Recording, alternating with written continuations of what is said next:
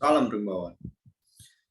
Perkenalkan, nama saya William Dotua Sinaga dari Fakultas Kehutanan Institut Pertanian Stipro Yogyakarta dari minat SHTI dengan NIM 22809.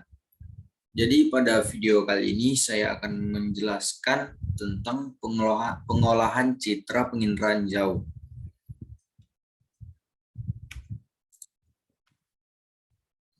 Jadi apa sih penginderaan jauh itu? Jadi penginderaan jauh itu adalah ilmu atau seni untuk memperoleh informasi mengenai suatu objek, wilayah, fenomena di permukaan bumi melalui analisis data yang diperoleh dari alat perekam atau sensor. Alat perekam ini tidak berkontak langsung dengan objek yang tengah diamati. Jadi apa aja sih komponen penginderaan jauh itu? Jadi yang pertama itu ada energi atau sumber tenaga. Energi dibedakan menjadi dua, yaitu energi pasif dan energi aktif.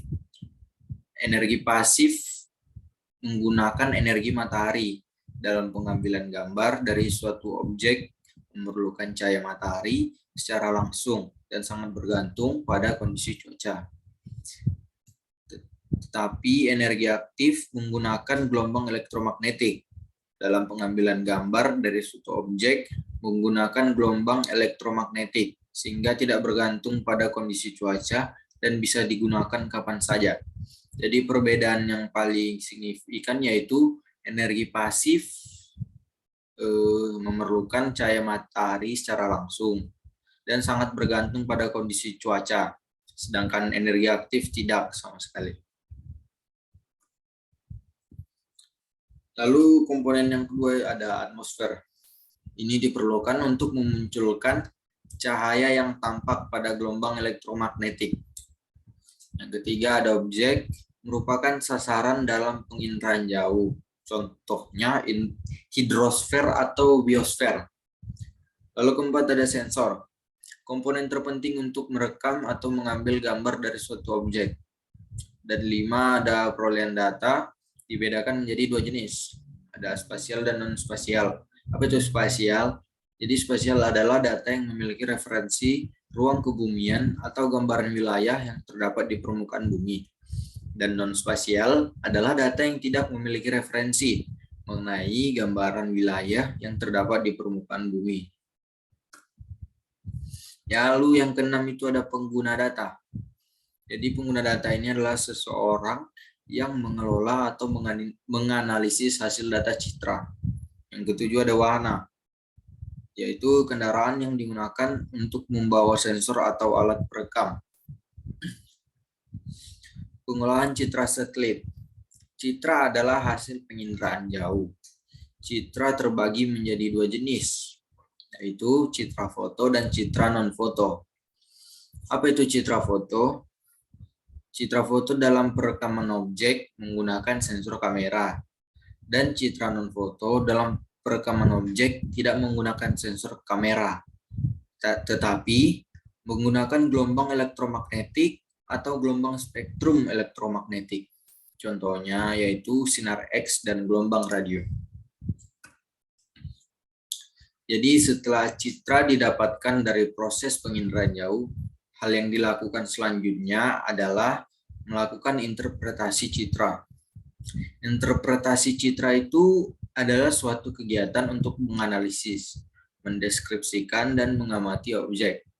Langkah-langkahnya untuk melakukan interpretasi citra yaitu deteksi, yaitu upaya pemantauan untuk mengetahui benda atau gejala baik yang nampak maupun tidak nampak. Lalu ada identifikasi, yaitu kegiatan untuk mengenali objek yang tergambar pada citra. Objek dapat dikenali berdasarkan ciri yang terekam oleh sensor menggunakan alat stereoskop.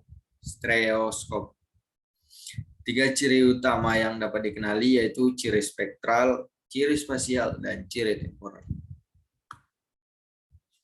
Jadi ciri spektral itu berkaitan dengan rona dan warna objek pada citra. Ciri spasial berkaitan dengan ruang, meliputi tekstur, bentuk, ukuran, pola, bayangan, dan asosiasi. Ciri temporal berkaitan dengan waktu pada saat rekaman. Lalu kemudian ada analisis, yaitu mengelompokkan objek yang sudah diamati. Lalu ada deduksi, yaitu proses akhir dari interpretasi peta yang menjadi kesimpulan akhir atau penentu jenis objek pada citra. Pemanfaatan penginderaan jauh. Jadi pemanfaatan penginderaan jauh itu ada yang pertama ada di bidang hidrologi. Contohnya mengamati arah aliran sungai, mengamati kecepatan aliran sungai, pemetaan luas daerah aliran sungai atau DAS, pemetaan luas daerah dan intensitas banjir, dan pemantauan daerah konservasi sungai. Lalu ada di bidang meteorologi. Yang pertama yaitu mengamati pola pergerakan angin. Kedua, mengamati iklim suatu daerah dan membantu proses analisis cuaca. Lalu ada di bidang oceanografi. Pertama, mengamati gelombang air laut dan pasang surut. Lalu ada pemetaan potensi sumber daya laut, dan ada pemantauan perubahan pantai akibat abrasi atau sedimentasi. Lalu keempat ada di bidang geologi dan geomorfologi, yaitu yang pertama pemetaan daerah vulkanik, pemantauan wilayah bencana, mengamati gerak massa batuan, dan mengamati arah pergerakan lempeng. Dan yang terakhir ada di bidang perencanaan. Yang pertama seperti penentuan lokasi pembangunan suatu infrastruktur publik, lalu penentuan rute perjalanan transportasi publik, lalu sebagai bahan kajian suatu lahan, dan sebagai penentu model pengembangan suatu wilayah.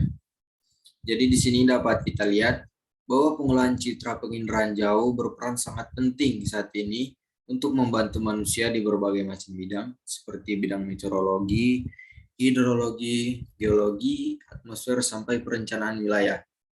Berkembangnya teknologi secara pesat membuat hasil resolusi citra semakin baik dengan biaya yang semakin murah. Jadi sekian saja penjelasan yang dapat saya paparkan. Kurang lebihnya mohon maaf. Terima kasih.